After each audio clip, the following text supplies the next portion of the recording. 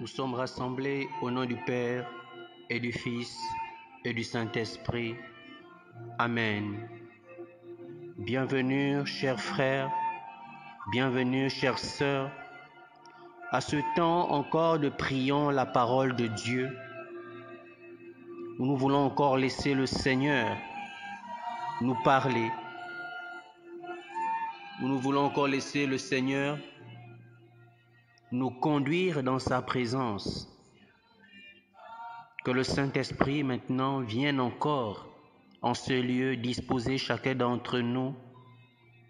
Alors je veux bénir le nom du Seigneur pour ta vie. Je veux bénir le nom du Seigneur pour ce qu'il fait dans ta vie, de manière visible ou de manière invisible. Alors Père éternel, sois béni de là où tu es, que ton nom soit exalté, soit honoré. Tu es capable de tout, car rien n'est impossible à Dieu. Alors nous voulons encore t'inviter dans la vie de ce frère, dans la vie de cette sœur. Nous voulons encore, Seigneur, des pauvres pécheurs que nous sommes, nous humilier encore dans ta présence. Seigneur, tout comme les 24 vieillards, nous voulons nous abaisser, nous prosterner devant toi pour t'adorer, pour t'exalter, pour t'élever. Alors comme disait Jean-Baptiste, je veux m'agenouiller, m'humilier afin que toi tu grandisses, pour que toi tu croisses. Alors nous voulons encore nous humilier devant toi, nous agenouiller devant toi, afin que toi seul sois élevé, afin que le nom du Seigneur soit exalté, afin que seul le nom du Seigneur soit puissamment élevé et soit glorifié. Ce n'est pas pour notre gloire, mais pour la gloire de Dieu. Nous voulons encore glorifier le nom de Dieu dans nos vies. Alors bénissons le nom du Seigneur. Dis merci au Seigneur de là où tu es, mon frère, ma sœur. Bénis le nom du Seigneur pour tout ce qu'il fait dans ta vie. Ce qu'il fait, peut-être tu n'arrives pas à appréhender ou à comprendre encore. Tout comme le Seigneur me mettait à cœur depuis ce matin, où il y avait cette réflexion dans cette drôle de manière du Seigneur de répondre. Lorsqu'on peut demander quelque chose, on peut demander le travail, on peut demander la santé, mais on a l'impression que c'est le contraire qu'on reçoit. Mais il faut parfois savoir comprendre le langage du Seigneur. Le Seigneur, il sait ce qui est bon pour nous. Avant de pouvoir recevoir ce travail, avant de pouvoir recevoir cette santé, le Seigneur sait où il doit d'abord toucher. Le Seigneur sait où il doit d'abord travailler en nous. Parce qu'il est l'architecte de nos vies. Il nous connaît mieux que nous-mêmes, mon frère, ma sœur. Alors lorsque tu demandes quelque chose au Seigneur, peut-être tu ne vois pas, peut-être tu vois le contraire. Mais sache, mon frère, ma sœur, que c'est parfois c'est une façon pour le Seigneur de te répondre. C'est à toi maintenant de chercher à comprendre. Quel est le message du Seigneur? Alors parfois, en demandant l'humilité, tout comme moi aussi parfois, je te retrouve dans des situations humiliantes, rabaissantes. Ou en demandant parfois l'intelligence, en demandant la sagesse, le Seigneur te présente des situations à gérer, à résoudre, à comprendre. Ou tu demandes parfois l'interprétation, non-interprétation, mais le Seigneur te donne des rêves, des songes. Il emmène vers toi des personnes qui viennent te présenter cela, mais tu vas te dire, mais moi je ne sais pas, je demande cela au Seigneur. Mais si le Seigneur t'envoie ces personnes, c'est que quelque part tu as ça en toi. Alors c'est à toi de développer. Ne rejette pas ces personnes qui te présentent parfois des songes. Mais à ta manière, essaie de trouver une réponse, essaie de donner. Parce que même lorsque tu penses que c'est toi qui agis, mais c'est l'Esprit de Dieu qui est en toi. C'est maintenant aussi que se manifeste ce don. Mais lorsque tu rejettes, mais à quel moment tu te rendras compte que tu as reçu ce que le Seigneur te donne? Alors parfois tu demandes la foi, mais il y a des épreuves qui viennent. Et c'est justement là que se fortifie ta foi. C'est en ce moment que se bâtit ta foi. Lorsque tu demandes parfois la richesse, tu n'as que parfois des idées, mon frère, ma sœur. Oui, la pensée est créatrice. Tu demandes la force, il te donne des combats, des difficultés. Et tu as l'impression que le Seigneur n'a pas répondu à ta prière. Mais le Seigneur répond à ta prière parce qu'il ne peut pas te confronter à ce que tu ne peux pas, mon frère, ma soeur. Parce que si tu as des combats, c'est qu'il t'a donné la force nécessaire. Alors mon frère, ma soeur, ne te laisse pas embrouiller. Ne doute pas de ce Dieu merveilleux qui est à l'écoute, qui répond chaque jour à nos prières. Le Seigneur est présent. Il répond réellement à nos prières. Alors nous voulons encore bénir le nom du Seigneur qui nous permet d'être là, qui nous permet de méditer sa parole et de laisser cette parole habiter en nous, nous transformer. Cette parole qui est vie et esprit. Alors que le Seigneur nous dispose, que l'Esprit de Dieu nous dispose, le Saint-Esprit qui est en nous, parce que nous sommes le temple de l'Esprit Saint. Viens, Saint-Esprit. Viens, Saint-Esprit, et remplis le cœur de chacun de nous de ton amour. Remplis-nous de ces dons. Remplis-nous de ces grâces. Viens, Saint-Esprit de Dieu. Tu es capable de tout. Viens en nous et transforme-nous. Mets-nous dans les dispositions pour recevoir ce qui vient de Dieu. Pour recevoir ce qui vient de Dieu. Aide-nous à comprendre le langage du Seigneur, à comprendre ton langage, Saint-Esprit. Ouvre notre intelligence à la compréhension des mystères de Dieu. Ouvre nos oreilles, Saint-Esprit de Dieu. Nous avons besoin de toi, Saint-Esprit. Nous avons besoin de toi. Alors, frères et sœurs, nous nous retrouvons encore pour notre temps de prions la parole. Nous allons ce soir méditer la parole dans Isaïe, au chapitre 33, au verset 1. Isaïe 33, verset 1. Je proclame la parole de Dieu. Malheur, toi, dévastateur qui n'a pas été dévasté, ravageur qui n'a pas été ravagé. Quand tu auras fini de dévaster, tu seras dévasté. Quand tu auras cessé de ravager, on te ravagera. Parole du Seigneur. Nous rendons grâce à Dieu. Alors le Seigneur nous parle ce soir encore, dans le livre d'Ésaïe, nous poursuivons notre marche. Le Seigneur nous dit, malheur, toi, dévastateur qui n'a pas été dévasté. Toi qui n'as jamais été dévasté, mais qui veut dévaster les autres. Toi qui n'as jamais été volé, mais qui veut voler les autres. Toi qui n'a jamais fait du mal, mais qui veut faire du mal aux autres. Oui, toi mon frère, la parole nous dit, ne fais pas à l'autre ce que tu ne voudrais pas qu'on te fasse. Alors comment voudrais-tu dévaster ton frère? Comment voudrais-tu détruire ton frère? Comment voudrais-tu détester ton frère alors que toi-même tu n'as jamais été détesté, alors que toi-même tu n'as reçu que de l'amour? Alors pourquoi veux-tu faire à ton frère, à ta soeur, ce que toi on ne te fait pas? Alors le Seigneur te met en garde. Il te dit malheur à toi, attention à toi, qui veut ravager alors que tu n'as jamais subi de ravage, ni de quelqu'un, ni même de la nature. Alors mon frère, ma soeur, le Seigneur interpelle encore cette méchanceté de l'homme qui est souvent conduit à faire le mal à son prochain. Le mal que l'on n'a jamais reçu, mais que l'on veut quand même donner à l'autre, qu'on veut quand même faire subir à l'autre. Alors, l'homme est tellement souvent méchant qu'il veut parfois être le seul à bénéficier de certaines choses. Alors comme il a la richesse, il voudrait que les autres soient pauvres. Mais qui t'a empêché d'être, qui toi, t'a empêché d'accéder à la richesse? Mais au contraire, parfois des gens t'ont poussé à atteindre ce niveau où tu es. Alors pourquoi ne fais-tu pas de même, mon frère, ma soeur? Il y a trop d'égoïsme, trop de méchanceté dans le cœur de l'homme. Et c'est là que le Seigneur interpelle ce soir. Toi qui n'as jamais subi quoi que ce soit de la part de tes frères, mais pourquoi veux-tu faire du mal aux autres?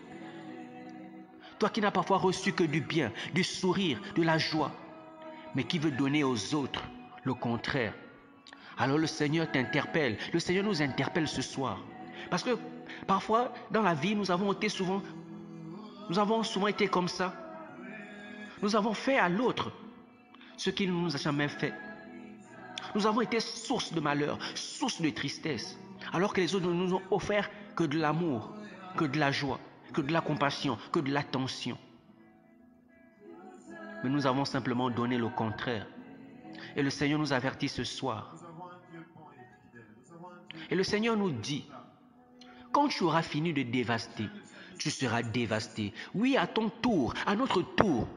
Lorsqu'on aura fini de dévaster, lorsqu'on aura fini de piller, lorsqu'on aura fini de faire du mal, de détruire les autres, lorsqu'on aura fini de faire preuve de méchanceté, de faire preuve d'égoïsme, et que l'on aura peut-être trouvé satisfaction, c'est à ce moment aussi, mon frère, ma soeur, que tu seras dévasté à ton tour. Que le Seigneur permettra que tu sois dévasté toi aussi. Quand tu auras cessé de ravager, on te ravagera. Quand tu auras cessé de tuer, toi aussi, tu passeras par là. Qui tue par l'épée, mourra par l'épée, nous dit-on. Alors mon frère, ma soeur, c'est une interpellation du Seigneur encore à changer notre cœur, à délaisser la méchanceté, à délaisser l'égoïsme,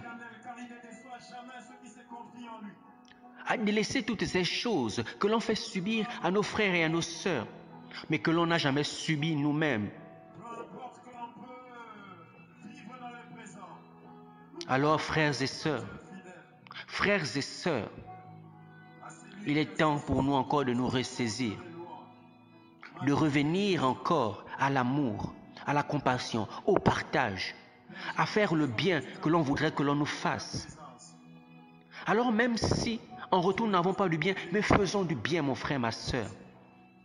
Ne faisons pas aux frères, ne faisons pas à la sœur ce que l'on ne veut pas que l'on nous fasse. C'est aussi simple que ça.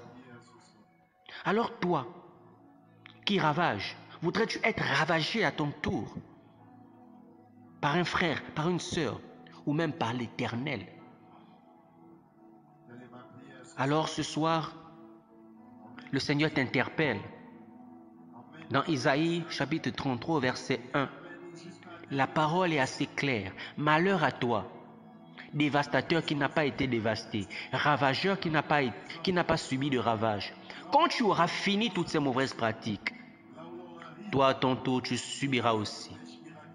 Et comme nous ne voulons pas subir, et comme nous ne voulons pas être dans cette situation, c'est le moment de faire du bien, de s'aimer de l'amour. Alors ma prière pour toi ce soir, c'est que tu te débarrasses de cette méchanceté, que tu te débarrasses de l'égoïsme et que tu appelles le Saint-Esprit à s'aimer de l'amour encore en toi, à s'aimer la paix en toi, à s'aimer la joie en toi. Alors aimons-nous les uns les autres comme le Seigneur lui-même nous aime. Faisons aux autres ce qu'on veut qu'ils nous fassent en retour. S'aimons l'amour et nous aurons l'amour. Si nous sèmons la haine, nous récolterons aussi la haine. Alors je veux prier encore ce soir pour que nos cœurs débordent d'amour, que le Saint-Esprit vienne nous remplir de son amour. Viens, Saint-Esprit, remplis le cœur de chacun d'entre nous. Merci de visiter encore toutes ces personnes, remplies de colère, remplies de méchanceté, qui ne désirent que faire du mal, même lorsqu'ils n'ont jamais subi du mal. Alors mon frère, ma sœur, ne sois pas un terrain propice à la venue de l'esprit malin, Appelle le Saint-Esprit de Dieu à demeurer en toi. À demeurer en toi. Que le Saint-Esprit fasse de nos cœurs sa demeure. Il n'est pas un invité, il est chez lui. Notre corps est le temple du Saint-Esprit. Mon corps, mon âme et mon esprit. Prends le contrôle, Saint-Esprit total. Et demeure en nous. Demeure en nous.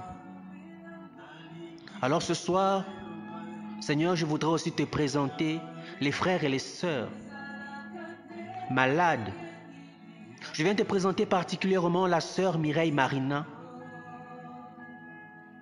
qui est souffrante. Alors toi, le médecin par excellence, je te prie, Père, de là où elle est, de la toucher, de la guérir maintenant. Qu'au nom puissant de Jésus, j'ordonne à toute maladie, par lui ou autre, de sortir de ce corps. Et que par ce médicament, parce que le Père lui-même aussi a inspiré ces médecins, que le Père, par ces médicaments, que tu reçoives encore la guérison qui vient de Dieu, cette guérison parfaite qui vient de Dieu. Alors que toutes ces personnes malades en ce moment, que le Seigneur vous visite, que le Seigneur vous visite par la manière qu'il souhaite. Parfois dans ce médicament que tu vas prendre, le Seigneur encore va amplifier la guérison. Alors sois béni mon frère, ma sœur. Reçois la guérison de là où tu es. Merci Père de visiter encore tous ces malades autour de nous. Et je les présente, Seigneur. Merci Père. Merci Père pour ta présence. Merci Père de les visiter encore, de les restaurer. Restaure. Soyez restaurés par le nom de Jésus-Christ. Et nous voulons aussi prier pour ces prêtres, ces nouveaux prêtres qui ont été envoyés en mission. Et je veux prier particulièrement pour l'abbé Yann, pour l'abbé Vincent et pour tous les autres que le Seigneur a envoyés en mission. Parce que oui, c'est lui qui vous envoie en mission. Que l'un arrose, que l'un plante, c'est le Seigneur qui fait croître. Alors je prie l'Éternel que votre ministère soit fructueux, que vous soyez des bons bergers pour ces brebis, parce que ce sont les brebis du Seigneur que le Seigneur vous confie. Qu'au jour où le Seigneur viendra, que le jour où vous aurez à rendre des comptes, que le Père vous dise: rentre dans la joie de ton Père, heureux serviteur. Alors que le Seigneur vous fortifie, qu'il vous accorde les âmes nécessaires pour la mission qu'il vous confie. Et que le Saint-Esprit de Dieu soit avec vous et que ses anges vous accompagnent. Saint Michel Archange, défendez-les dans les combats visibles et invisibles. Que toute main obscure soit ôtée au nom de Jésus.